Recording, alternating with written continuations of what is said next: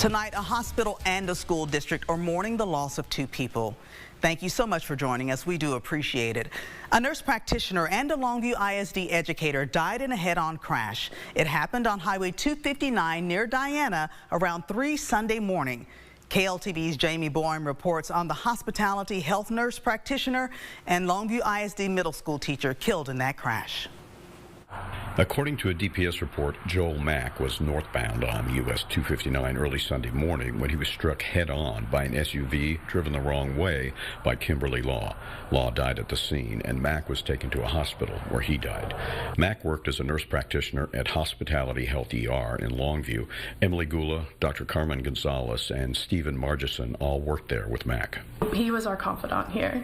He would help us out with any major life crisis and was always able to listen to us and give some helpful advice, even if it was what not to do. To have that bond with someone is very special. It's very hard to come by that.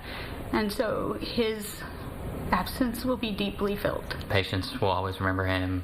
His colleagues will always remember him. He was a friend. Unforgettable.